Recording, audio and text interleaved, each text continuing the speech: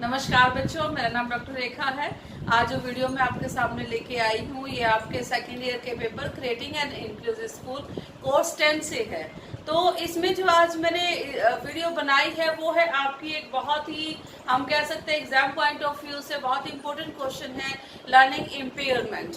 Learning impairment एक ऐसा topic है कि जिसमें हम बात कर सकते हैं कि इसमें सबसे मुश्किल आती है हाउ टू डायग्नोज कि लर्निंग जो डिसेबल्स है या लर्निंग इम्पेयर्ड है उनको डायग्नोज कैसे किया जाए। तो उसके रिगार्डिंग हमने वीडियो बनाई है कि हम क्या कर सकते हैं लर्निंग इम्पेयरमेंट के लिए। और जैसे आप सभी बच्चे जानते हैं कि बहुत ही फेमस मूवी आई थी तारे जमीन पर, आमिर खान ने उसमें नायक का रोल किया था। तो उस मूवी के स्टार्टिंग में हम आपको थोड़ा सा उस मूवी के बारे में भी दिखा देते हैं कि उसमें जो करेक्टर है ईशान, उसको भी यही प्रॉब्लम थी लर्निंग डिसेबिलिटी की। तो आइए स्टार्ट करते हैं मूवी के एक सीन से और उसके बाद मैं आपको बताऊंगी लर्निंग डिसेबिलिटी के बारे में।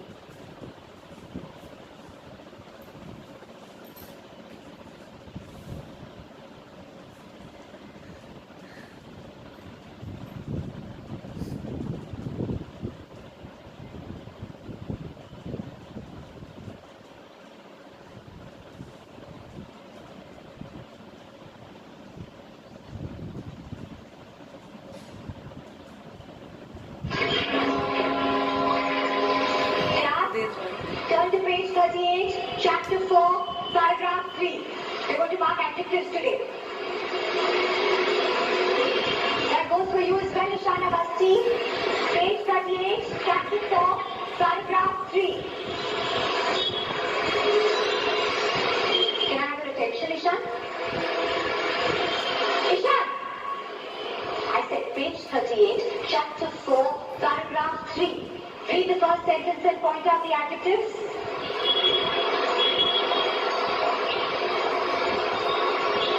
Page 38, Ishan. Atul Lapa, just help the boy. Come on, the rest of you look at your books. Read the first sentence and tell me what the adjectives are.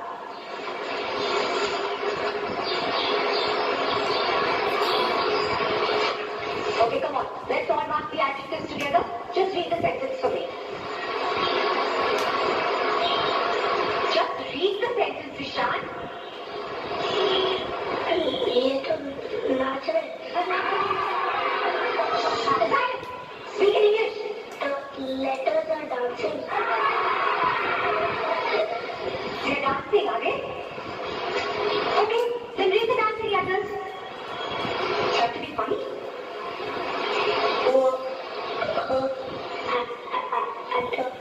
Read the sentence loud and proper. I said loud and proper, Ishan. Loud and proper. Loud and proper.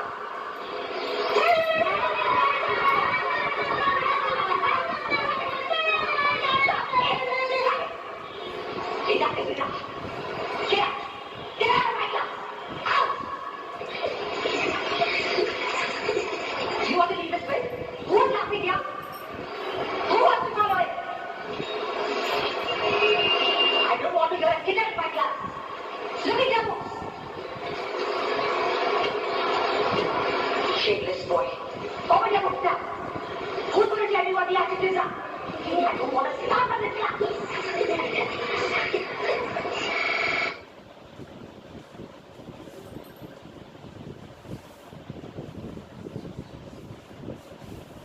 तो देखा students, आपने ये थी तारे जमी पर जो एक जूनियर करेक्टर है, उसमें क्या प्रॉब्लम थी कि जब टीचर उनको बोलती है ईशान को कि ईशान इस पैराग्राफ को पढ़ो, तो वो क्या कहते हैं कि दी वर्ड्स आर डांसिंग, कि वर्ड्स मुझे डांस करते नजर आ रहे हैं। और ये एक्चुअली भी होता है ऐसे बच्चों के साथ जो कि लर्निंग डिसेबल स्टूडेंट्स हैं।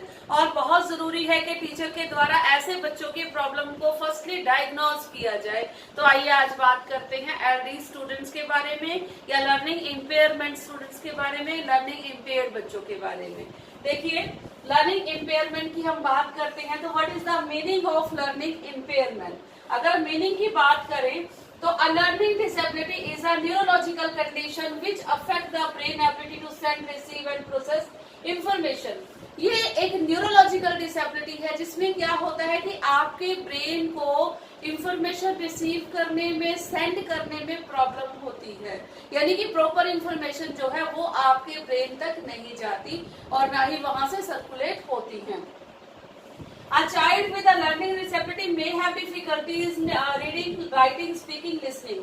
अगर हम 4 स्किल्स की बात करें तो चारों स्किल्स में लर्निंग डिसेबल स्टूडेंट्स को या लर्निंग इम्पेयर्ड स्टूडेंट्स को चारों ही स्किल्स में दिक्कत होती है। ठीक है, reading, writing, learning and speaking, all skills में प्रॉब्लम होती है यहाँ पर। And learning disability include a group of disorders such as dyslexia, dyscalculia, dysgraphia. और जो लर्निंग डिसेबिलिटी है वो एक ग्रुप के रूप में हमारे सामने कई बार आती है, जैसे डिस्ग्राफिया है, डिस्कैल्कुलिया है, डिस्लेक्सिया की दिक्कत है। ठीक है, तो इस तरह की प्रॉब्लम के रूप में हमारे सामने आती है। ईच टाइप ऑफ डिसऑर्डर में को एग्जिस्ट विद अनदर, और कई बार ऐसा भी होता है कि ये 2 डिसऑर्डर मिलकर कई बार एक प्रॉब्लम बन जाते हैं, एक नई प्रॉब्लम को जन्म दे देते हैं। ठीक है, आइए स्टूडेंट देखते हैं कॉजेज ऑफ लर्निंग इम्पेयरमेंट, कि लर्निंग इम्पेयरमेंट के कॉजेज क्या क्या हैं, कि जो बच्चा हम कर सकते हैं कि ये इसकी क्षमता बहुत कम है, पढ़ने की क्षमता बहुत कम है, लर्निंग की कैपेसिटी बहुत कम है, तो उसमें क्या क्या कारण उसके हो सकते हैं ऐसे स्टूडेंट्स के। देखिए, हेरिडिटी, पहले तो हम बात करते हैं हेरिडिटी फैक्टर की, क्योंकि हेरिडिटी फैक्टर इसमें बहुत ज्यादा कंट्रीब्यूट करता है कि अगर पेरेंट्स में इस तरह की कोई भी प्रॉब्लम है लर्निंग से जुड़ी हुई या लर्निंग डिसेबिलिटी से जुड़ी हुई, वो लर्निंग इम्पेयर्ड है, तो उसके बाद प्रॉब्लम के जो होने के चांसेस है वो उनके बच्चों में होते हैं ज्यादा से ज्यादा। Illness during and after birth, कि जब भी एक बच्चे का बर्थ होता है तो कई बार क्या है कि उसी समय बच्चे को बहुत सारी ऐसी प्रॉब्लम हो जाती है, कई बार हाई फीवर हो जाता है, कई बार जो है अगर सर्जरी से बच्चा हुआ है तो कई बार वहां पर कोई इंस्ट्रूमेंट बच्चे को लग जाता है, तो इस तरह से बिफोर और आफ्टर बर्थ जब बच्चे की प्रॉब्लम होती है उसकी वजह से भी बच्चे को यह दिक्कत हो सकती है। Next is stress during infancy, कि जब बच्चा छोटा होता है, स्ट्रेस मतलब कोई भी ऐसी प्रॉब्लम हुई बच्चे की, मान लो कोई हेड में प्रॉब्लम हुई या किसी भी तरह की कोई ऐसी दिक्कत हुई तो बच्चे को क्या हुआ, स्ट्रेस हुआ, और स्ट्रेस की वजह से लर्निंग डिसेबिलिटी की प्रॉब्लम उसमें बच्चे में हो जाती है। नेक्स्ट इज एनवायरनमेंट, कई बार हमारा एनवायरनमेंट भी फैक्टर करता है, क्योंकि एनवायरनमेंट से हम वो चीजें नहीं लेते। एक हेल्दी अगर एनवायरनमेंट होगा तो हम बहुत सारी हेल्दी चीजें गेन करेंगे, हेल्दी चीजें लेंगे, लेकिन अगर हमारे अनहेल्दी एनवायरनमेंट है हमारे आसपास का तो उससे बच्चे की लर्निंग इफेक्ट जरूर होगी। नेक्स्ट इज कोमोबिडिटी, इसमें क्या है कि ये भी एक प्रॉब्लम है कि बहुत सारे कॉजेज मिलकर, यानी कि कई बार हम क्या करते हैं कि जैसे स्टार्टिंग है तो स्टार्टिंग में हम थोड़ी सी नेग्लिजेंसी दिखा देते हैं इन चीजों के प्रति, या फिर हम ये कहें कि प्रॉपर टाइमली हमें वो चीज डायग्नोज ही नहीं हो पाती, तो उस वजह से भी ये प्रॉब्लम हो जाती है। नेक्स्ट देखिए स्टूडेंट्स कि साइन ऑफ लर्निंग इम्पेयरमेंट, कि what are the signs of learning impairment, कि आप कैसे पहचान करोगे कि किसी बच्चे के अंदर लर्निंग इम्पेयरमेंट की प्रॉब्लम है। ठीक है, या पढ़ने से संबंधित जो है अक्षमता की बच्चे के अंदर प्रॉब्लम है, तो कैसे हम उसको पहचान करेंगे। देखिए, the normal psychological development of the child is expected to acquire the certain set of basic cognition and motor skills। अगर हम साइकोलॉजिकली बात करें मनोवैज्ञानिक तौर पर, तो एक बच्चे का सेटअप ऐसा होता है कि उसके जो मोटर स्किल्स है, मोटर स्किल्स का मतलब है कि बच्चा कहीं आ जा सकता है, घूम फिर सकता है, मूवमेंट कर सकता है, एवरीथिंग, वो बच्चा हर चीज कर सकता है। कॉग्निशन में ही और she can recognise the things, बहुत सारी चीजों को पहचान जाता है बच्चा। लेकिन अगर वहां पर दिक्कत है, एनी सिग्निफिकेंट डिले और gap in the development could be the sign of learning disability. अगर बच्चे में किसी भी प्रकार का डिले है इन चीजों को लेके, इन एक्टिविटीज को लेके, या फिर गैप होता है उसकी एक्टिविटीज में, तो इसका मतलब है कि बच्चे को लर्निंग डिसेबिलिटी की प्रॉब्लम है। A series of well-researched and proven tests and assessment have to be conducted before diagnosing the condition। और ऐसे बहुत से ऐसे टेस्ट हैं कि जिनके द्वारा हम बच्चे की ऐसी प्रॉब्लम को डायग्नोज कर सकते हैं।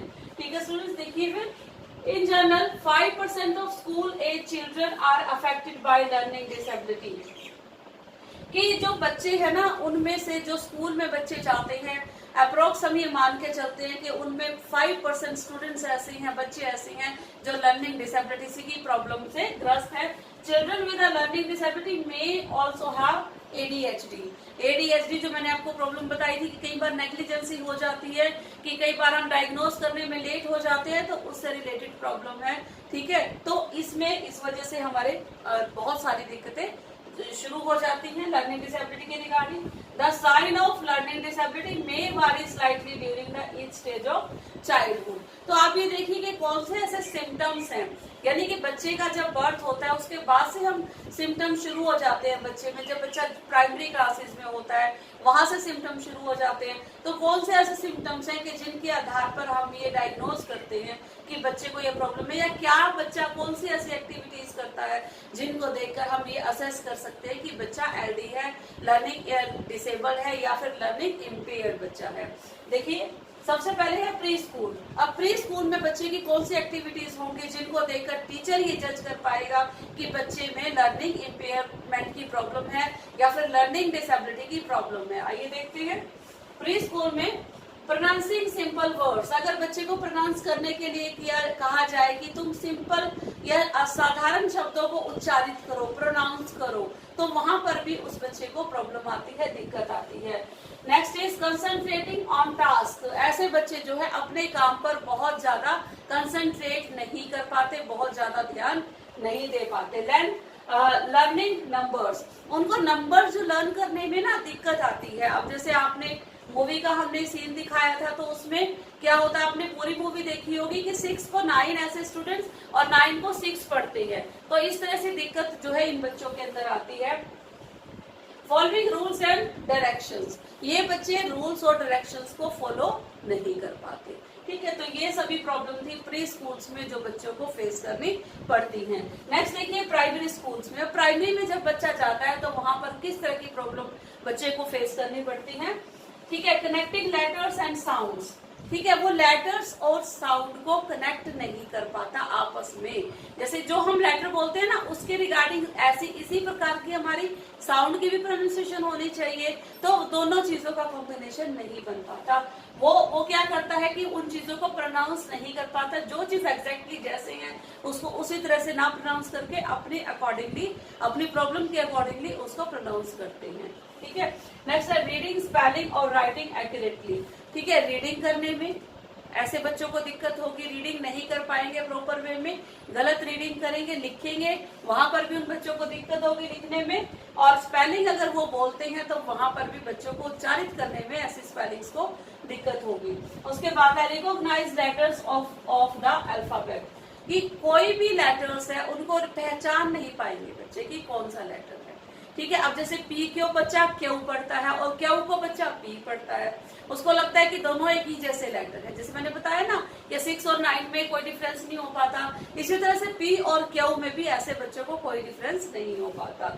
नेक्स्ट, रिमेम्बरिंग नंबर्स और फैक्ट्स, उसको जो नंबर्स रिमेम्बर करने पड़ते हैं, जो नंबर्स याद करने पड़ता है और जो फैक्ट याद करने पड़ते हैं नंबर और फैक्ट के रिगार्डिंग, वो अपनी मेमोरी को शार्प नहीं कर पाता, उन चीजों को रिमेम्बर नहीं कर पाता। नेक्स्ट, मिडिल स्कूल्स में कौन सी प्रॉब्लम होती है ऐसे स्टूडेंट्स को, हैंड राइटिंग की दिक्कत होती है। हैंड राइटिंग में बहुत ज्यादा ऐसे बच्चे जो हैं वो स्लो होते हैं और बहुत अच्छी हैंड राइटिंग ऐसे बच्चों की नहीं होती। फिर है मेमोराइजिंग और रिकॉलिंग फैक्ट, वो चीजों को मेमोराइज नहीं कर पाते, या मेमोराइज देखो जैसे किसी चीज को हमने याद कर लिया और कोई हमारे से टीचर आके पूछेगा कि कल हमने क्या पढ़ा था, तो जो नॉर्मल बच्चा है वो बच्चा बता देगा। लेकिन अगर ऐसा बच्चा जिसको प्रॉब्लम है, लर्निंग डिसेबिलिटी की प्रॉब्लम है, तो वो बच्चा रिकॉल ही नहीं कर पाएगा कि कल मेरी टीचर ने मुझे क्या कराया था। Next is spelling similar words. ठीक है, अब सिमिलर वर्ड्स जो है और स्पेलिंग्स है वो उनको रिकॉग्नाइज नहीं कर पाता। देखिए जैसे SEAC और SEEC, अगर आप सी कहेंगे तो वो दोनों स्पेलिंग्स को रिकॉग्नाइज नहीं कर पाएगा। और उसके बाद इस तरह से ही जैसे WEEK और WEAK, ठीक है, इस तरह के दोनों चीजों में बहुत डिफ्रेंशिएशन ऐसा बच्चा नहीं कर पाता। अंडरस्टैंडिंग बॉडी लैंग्वेज, और वो बॉडी लैंग्वेज को भी नहीं समझ पाता। बॉडी लैंग्वेज को समझने में भी ऐसे बच्चों को समस्या आती है। ठीक है, उसके बाद है जब बच्चा हाई स्कूल में जाता है तब आप इसकी प्रॉब्लम को कैसे डायग्नोज करोगे, कैसे समझोगे कि बच्चा लर्निंग इम्पेयर्ड है, कि बच्चे में लर्निंग डिसेबिलिटी की प्रॉब्लम है। देखिए, रीडिंग एंड राइटिंग टास्क, कि जो भी काम लिखने के लिए कहा जाए या फिर पढ़ने के लिए कहा जाए, क्योंकि ऐसे बच्चों को लिखने में भी प्रॉब्लम होती है और पढ़ने में भी प्रॉब्लम होती है। उसके बाद है पुअर मेमोरी। मैंने आपको कहा ना कि अगर रिकॉल करने के लिए कहा जाए कि टीचर ये पूछे कि कल आपने क्या किया था, तो ऐसे बच्चों को रिकॉलिंग में बहुत ज्यादा समस्या आती है, वो उन चीजों को रिकॉल नहीं कर पाते। एडजस्टिंग टू न्यू सराउंडिंग्स, जैसे कोई भी नई चीज है ना, उनके लिए उन चीजों के साथ एडजस्ट करना, नई चीजों के साथ, नई सराउंडिंग के साथ एडजस्ट करना ऐसे बच्चों के लिए बहुत ही ज्यादा प्रॉब्लम होती है। नेक्स्ट है फोकसिंग कंसिस्टेंटली, यानी कि बहुत लगातार किसी भी चीज को वो फोकस नहीं कर पाते। ठीक है, उनका जो कंसंट्रेशन है वो बहुत ज्यादा पुअर होती है। ठीक है स्टूडेंट्स, अब हम बात करते हैं टाइप्स ऑफ लर्निंग डिसेबिलिटीज, कि कौन कौन से डिसेबिलिटीज है, उनके कौन कौन से टाइप्स हैं और उन डिसेबिलिटीज की वजह से हमें कौन कौन सी प्रॉब्लम्स होती है। तो आइए बात करते हैं ये types of learning disabilities. First is dyslexia. Dyslexia means difficulty reading. ये डिसलेक्सिया, जिन बच्चों में डिसलेक्सिया की प्रॉब्लम है उनको किस चीज में दिक्कत आती है, उनको पढ़ने में दिक्कत आती है, रीडिंग में दिक्कत आती है। Problem reading, writing, spelling and speaking. Reading में, राइटिंग में, स्पेलिंग में और स्पीकिंग में, इनमें दिक्कत आती है जिस बच्चे को डिसलेक्सिया की प्रॉब्लम है। ठीक है, नेक्स्ट है डिसकैल्कुलिया। जैसे कैलकुलेशन से ही आपको पता चल रहा है, डिसकैल्कुलिया, कैलकुलेशन हम कहाँ करते हैं, मैथ्स में। ओके, तो डिफिकल्टी विद मैथ्स, ऐसे बच्चों को जो मैथ सब्जेक्ट जब करते हैं वहां पर ऐसे बच्चों को प्रॉब्लम आती है। तो problems doing maths, problems understanding time using money, यानी कि जहां पर भी कैलकुलेशन का काम होगा, मनी का काम क्या है, कैलकुलेशन का काम है। मैथ्स में मोस्टली काम क्या है, कैलकुलेशन का काम है। तो जहां पर कैलकुलेशन का काम होगा वहां पे ये कैलकुलिया प्रॉब्लम बच्चों में होगी, जो कि लर्निंग डिसेबिलिटी से ग्रस्त होंगे। Next is dysgraphia. ग्राफ मतलब लिखना, राइटिंग करना किसी भी चीज को। ठीक है, डिसग्राफिया डिफिकल्टी विद राइटिंग। ऐसे स्टूडेंट्स में जो लर्निंग डिसेबिलिटी से ग्रस्त है उनको लिखने में दिक्कत आती है। कोई भी चीज अगर आप लिखने के लिए बोलोगे तो वो बच्चों को प्रॉब्लम आएगी। ठीक है, डिसग्राफिया में दिक्कत देखिए, problem with handwriting, spelling, organising ideas, कि स्पेलिंग में उनको दिक्कत आती है, हैंडराइटिंग में दिक्कत आती है और अपने आइडियाज को वो ऑर्गेनाइज प्रॉपर वे में नहीं कर पाते। नेक्स्ट प्रॉब्लम देखिए, डिस्प्रेक्सिया। डिस्प्रेक्सिया प्रॉब्लम किससे जुड़ी है, सेंसरी इंटीग्रेशन डिसऑर्डर, कि आपकी जो सेंसरी है, जो आपकी सेंसेस है, ये उससे जुड़ी हुई है। ठीक है, इसमें क्या दिक्कत आएगी, difficulty with fine motor skills. जो आपकी मोटर स्किल्स है ना, मोटर स्किल्स मतलब मूवमेंट, आप चलना, फिरना, खेलना, हंसना, दौड़ना, इन सबको हम क्या कहते हैं, मोटर स्किल्स बोलते हैं। ठीक है, मूवमेंट से जो जुड़ी हुई है हमारी सारी स्किल्स, इनको मोटर स्किल्स कहते हैं। तो problem with hand eye coordination, कि हमारे आंख का और हाथ का कोऑर्डिनेशन यहाँ पर नहीं बनेगा। ठीक है, क्योंकि हमारी सेंसेस में प्रॉब्लम है, सेंसरी में। ठीक है, कोऑर्डिनेशन, बैलेंस एंड मैनुअल डिस्ट्रिक्टिव। ठीक है, तो इस तरह से हमारी ये प्रॉब्लम है, वो हमारा कोऑर्डिनेशन जो है माइंड का और हैंड का नहीं बनने देगी। Next is डिस्फेसिया, problem with language. ठीक है, तो इसमें क्या है कि लैंग्वेज में कैसी प्रॉब्लम आएगी हमारे पास, problem understanding spoken language, poor reading comprehension, कि जब भी आप भाषा को बोलेंगे तो आपको ये प्रॉब्लम आएगी कि आप प्रॉपर उस चीज को उच्चारित नहीं कर पाएंगे, प्रॉपर उस चीज को बोल नहीं कर पाएंगे, या फिर अगर कोई रीडिंग कॉम्प्रिहेंशन है, ठीक है, उसको आपको पढ़ना है लगातार, आप उसको पढ़ने में भी आपको दिक्कत आएगी। ओके स्टूडेंट्स, नेक्स्ट है ऑडिटरी प्रोसेसिंग डिसऑर्डर। ऑडिटरी आपको साफ पता चल रहा है कि सुनने से रिलेटेड है। ठीक है ना, तो auditory processing disorder, difficulty hearing differences between sounds, कि आपको जो साउंड्स बोली गई है ना, मान लो टीचर कोई भी साउंड्स आपको बोलता है, जो चीज आपको बोलता है, आप डिफरेंस नहीं कर पाते वर्ड्स में कि कौन सा वर्ड बोला गया है, तो यहाँ पर ये प्रॉब्लम होती है। Problem with reading comprehension and language. Okay students, फिर है visual processing disorder. Visual processing disorder का मतलब, विजुअल आपको पता है कि आई से रिलेटेड, जहां पर भी विजुअल होगा वो किससे रिलेटेड होगा, आपकी आई साइट से रिलेटेड होगा।